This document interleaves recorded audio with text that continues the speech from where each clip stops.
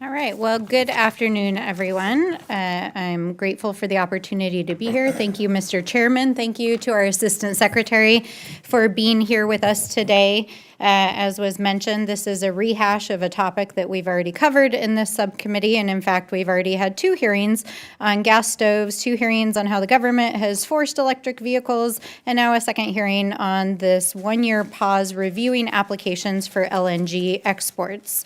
This is a politically manufactured non-issue. This is actually not a ban. This is about using the best available economic analysis and science to understand how LNG exports affect American consumer markets, how they affect the price of oil and gas here in the United States, how they affect prices for consumers here in the United States, and in light of supply and demand issues, especially with foreign wars, with constraints on gas exports and other countries, and other impacts, including climate change and social justice and environmental impacts, what the implications are for expanding our capacity. I think any good business would want a good, sound economic analysis. And if the United States is a business, as we know it is, it's in the business of making sure that the American taxpayers get a good return on any investment that we make or any sale that we get from American resources, then it is who of us to do our due diligence to make sure that the energy that is being produced here in the United States, the infrastructure that the United States is investing in, and the places in which that infrastructure goes does not have an undue impact on our economy, on American families, on oil and gas prices, and on the environment and the global climate crisis. And that's really what this all comes down to. So this is about modernizing and understanding the state of play, especially after we've come out of a historic pandemic and global disturbances in international gas markets, to understand what's going on.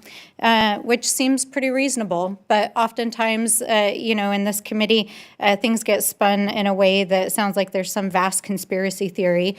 And I think it's important to just be real with the American people. We are literally 2 weeks out from adjourning for the holidays. On January 20th, we'll have a new administration. They've made very clear, it was just stated in the opening statement, that their intention is to vastly expand LNG exports. And that has nothing to do with American energy security. That has everything to do with expanding opportunities to sell American oil and gas overseas so that American companies can profit from the pumping that they're doing here in the United States. We are energy secure. And in fact, as somebody who also comes from an oil and gas state, we have amongst the highest oil and gas pumping that we've ever seen in American history right now. In fact, just in our backyard. So this is not about energy security. And before I came to Congress, I was actually a staffer on the Senate Energy Committee.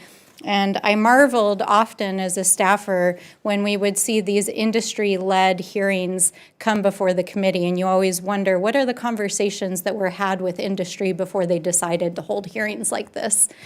Because it's clearly in the service of creating a congressional record so that when the Trump administration comes in, there's some legal and possibly congressional teeth to whatever fight these private companies are hoping to take on. So I think it's important to be clear-eyed about what this hearing actually is and pull back the curtain a little bit, and to also be clear about what it is that we're actually talking about. This is not a ban.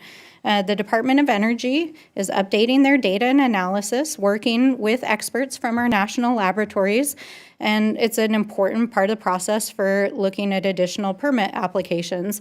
And this is just part of doing business and being a responsible business.